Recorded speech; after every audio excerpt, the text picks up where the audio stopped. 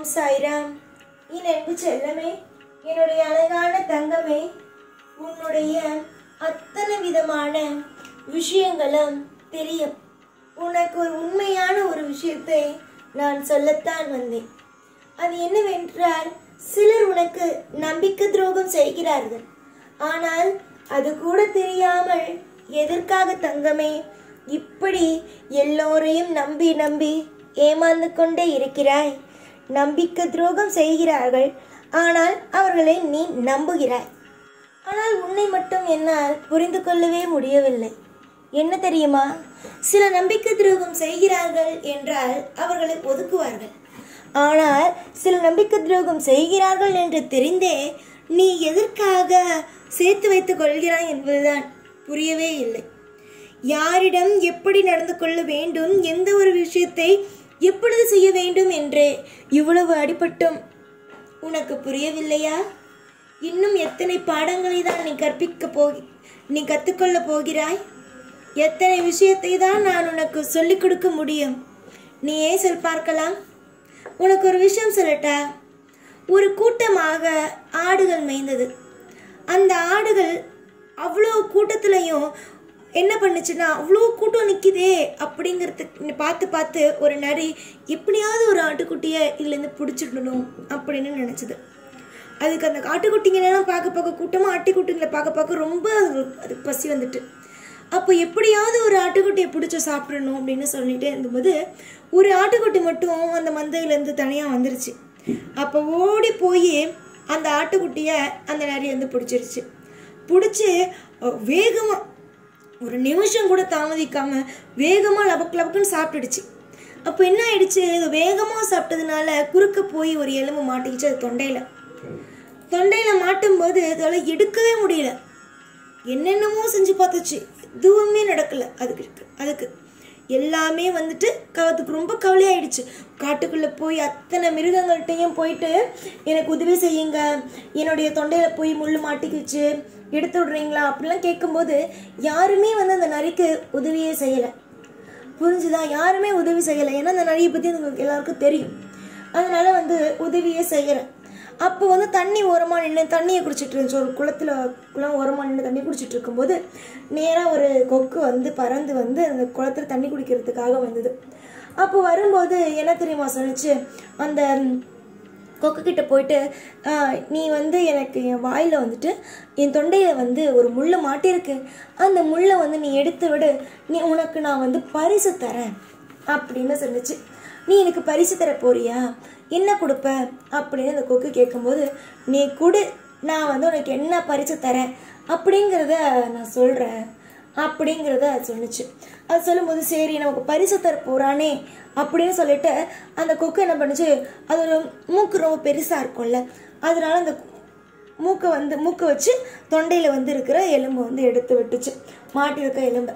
அப்போ எடுத்து விட்டோன்னே அந்த கொக்கு கேட்டுச்சு, ஏதோ பரிசு தர போகிறேன்னு என்கிட்ட சொன்னேன்ல, என்ன பரிசு தர போகிற, எனக்கு பரிசை கொடு அப்படின்னு சொல்லி கேட்கும்போது அதுக்கு அந்த நரி சொன்னிச்சு, நீ என்னுடைய வாய்க்குள்ளே உன்னுடைய வாயை நீ விடும்போது அந்த நிமிஷமே நான் கடிச்சு சாப்பிட்ருக்க முடியும். ஆனால் நான் உன்னை கடிச்சு சாப்பிடலை. அப்போ அதுவே உனக்கு மிகப்பெரிய ஒரு பரிசு தானே. நீ என்னுடைய வாய்க்குள்ளே உன்னுடைய மூக்கை விடும்போதே நான் கடிச்சு சாப்பிட்ருக்கலாம். அதுவே உனக்கு மிகப்பெரிய பரிசு தான். இதில் நீ பரிசு கேட்குறியா அப்படின்னு சொல்லிட்டு போயிடுச்சு. இது எவ்வளவு பெரிய நம்பிக்கை துரோகம்! நீ உதவி, அதாவது ஏதோ பரிசு கொடுக்க போகிற அப்படின்னு தானே அது உதவி பண்ணுச்சு. ஆனால் அது உதவியே செய்யாமல் தாண்டி போகிறதுக்கு காரணம் என்ன? நீயே சொல்லு பார்க்கலாம். நம்பிக்கை துரோகம் தானே. அந்த நம்பிக்கை துரோகம் செய்கிறவங்களை கூட வச்சுக்கலாமா? இந்த நரி எப்படி தந்திரமாக இந்த வேலையை செஞ்சிச்சோ அந்த கொக்குக்கு, அதே மாதிரி தான் உன் கூட இருக்கவங்களும் ரொம்ப தந்திரமான விஷயத்தெல்லாம் பண்ணுறாங்க. ஆனால் அது அத்தனையும் தெரிஞ்சுக்கிட்டு இன்னைக்கு மாறுவாங்க நாளைக்கு மாறுவாங்கன்னு ஒரு நம்பிக்கையிலேயே நீ இருக்க. ஆனால் உனக்கு ஒன்று தெரியுமா? நீ நம்புகிறவங்க எல்லாரும் உனக்கு மோசம்தான் செய்வாங்க. அதனால என்றைக்குமே எல்லா நிமிஷமுமே கொஞ்சமாவது சுற்றி இருக்கிறவங்க எப்படி உங்ககிட்ட இருக்காங்க, எப்படி நடந்துக்கிறாங்கங்கிறத கொஞ்சம் யோசிச்சு முடிவெடுத்து பண்ணு. உன்னுடைய இஷ்டத்துக்கு ஏதாவது ஒன்று பண்ணிக்கிட்டே இருக்காது. அது காலம் முழுக்க உனக்கு கஷ்டத்தை கொடுக்குமே தவிர நல்ல விஷயத்தை தருமான்னு கேட்டா கிடையவே கிடையாது. நல்ல விஷயத்த தரவே தராது. நீ நம்புறது ஒன்னே ஒன்னாதான் இருக்கணும். அது ஒன்னதான் இருக்கணும். புரிஞ்சுதா? நீ நம்புற விஷயம் ஒன்னே ஒன்று, அது உன்னை மட்டுமா தான் இருக்கணும். முதல்ல நீ ஒன்றை நம்பு. உன்னுடைய தெய்வத்தை நம்பு. நீ செய்கிற விஷயத்தை நம்பு. அதுக்கு பிறகு மற்றவங்களை எல்லாம் நம்பலாம். அவங்களுக்கு இவங்க ஜெயிச்சிருவாங்க, இவங்க மாறிடுவாங்க அப்படிங்கிற ஒரு எண்ணத்தை கொடுக்கலாம். தேவையில்லாமல் எப்பையும் எந்த ஒரு பொழுதும் வாழ்க்கையில் எல்லாரையும் நம்பி ஏமாந்துராத. உன்னுடைய வாழ்க்கையிலையும் நிறைய மாதிரியான தந்திரம் கொண்டவங்கெல்லாம் இருக்காங்க. அது யாரு? உன் கூடயே இருந்துக்கிட்டு உனக்கு என்னென்ன மாதிரியான துரோகத்தை செய்கிறாங்கங்கிறதெல்லாம் உனக்கு நல்லாவே தெரியும். ஆனாலும் யாரையும் உன்னால் வெறுக்கவும் முடியல, ஒதுக்கவும் முடியல. அவங்கவுங்க துரோகம் செய்கிறத வேடிக்கை பார்த்துக்கிட்டு தான் இருக்க. வேடிக்கை பார்த்ததெல்லாம் போதும். இனிமே வேடிக்கை பார்க்கணுன்னு எந்த அவசியமுமே இல்லை. வேடிக்கை பார்க்காம அவங்கவுங்க உன் வாழ்க்கையில் தப்பான விஷயம் செய்கிறாங்க, உன்னை கஷ்டப்படுத்துகிறாங்க அப்படின்னு தெரிஞ்சதுன்னா அவங்கள விட்டு ஒதுங்குற வழியை பார். நீ எந்த அளவுக்கு உன் வாழ்க்கையில் சுதாரிப்பாக இருக்கியோ அந்த அளவு உன் வாழ்க்கை பாதுகாப்பாக இருக்கும். ஆனால் நீ சுதாரிப்பாக இல்லாமல் ஒவ்வொரு நிமிஷமும் உன்னுடைய வாழ்க்கையில் நீ ஏமாந்து நின்னேன்னு வச்சுக்கோ, உன்னை யாராலையும் எப்பையும் எந்த நிமிஷமும் காப்பாற்ற முடியாது. முதல்ல மற்றவங்களை நம்புறதை விட உன்னை நம்பி ஒவ்வொரு காரியத்தையும் செய்கிறதுக்கு பாரு. அழகான வாழ்க்கைன்னு ஒன்று இருக்கு. அந்த வாழ்க்கை உனக்கு கிடைக்கும், உனக்கு வேணும், அடம்பிடிச்சாவது எப்படியாவது அடைஞ்சிடணும். தெய்வம் தரலைனாலும் தெய்வத்துக்கிட்ட அடம்பிடிச்சாவது அந்த விஷயத்தை எல்லாம் வாங்கிக்கணும். நல்லபடியாக நம்ம வாழ்க்கையில் சீரும் சிறப்புமா இருக்கணும் அப்படின்னு நம்புங்க.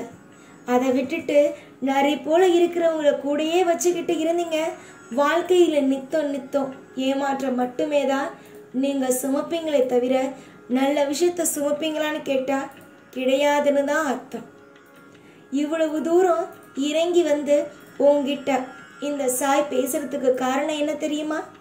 எந்த நிலைமையிலையும் நீ ஏமாந்துடக்கூடாதுங்கிறதுக்காக, என்னைக்கும் நீ சுதாரிப்பா இருக்கணுங்கிறதுக்காக, என்னைக்கும் நீ வாழ்க்கையில் எல்லா பொழுதும் தெளிவான ஒரு எண்ணத்தோடு இருக்கணுங்கிறதுக்காக, எப்பயும் இனிமே எப்போ பார்த்தாலும் எனக்கு சாய் ஒன்றும் செய்யலை, தெய்வம் ஒன்றுமே செய்யலை அப்படின்னு நீ சொல்லிக்கிட்டே இருக்கேல்ல, இனிமே நீ அப்படி சொல்லக்கூடாதுங்கிறதுக்காக.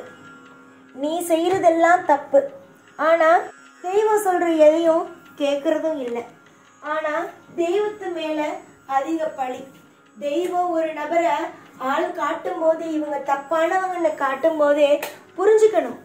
அதை புரிஞ்சிக்காம உன் இஷ்டத்துக்கு இருந்தால் ஏமாத்துறதுக்கு வரிசையாக வரதான் செய்வாங்க. புரிஞ்சுதா? நம்பிக்கையாக இருங்க. உங்கள் மேலே நீங்கள் நம்பிக்கை வையுங்க. உங்கள் வாழ்க்கையில் எப்பயும் நல்லபடியாக இருப்போன்னு நம்புங்க. உங்களுடைய வாழ்க்கையில் உங்களுடைய வேலையை மற்றவங்க கையில் கொடுக்காம உங்கள் கையில் நீங்களே வச்சு அத்தனை விஷயமும் செய்யுங்க. நிச்சயமாக நல்லது தான் நடக்கும். காலம் மொத்தமும் நல்ல வளமும் நல்ல எதிர்காலமும் அமையட்டும். என்றும் உன் வாழ்க்கையில் சீரும் சிறப்புமா இருக்கட்டும். சந்தோஷமா இரு. எப்போதும் உன் கூடவே இருப்பேன். இந்த சாய்நான். ஓம் சாய்ராம்.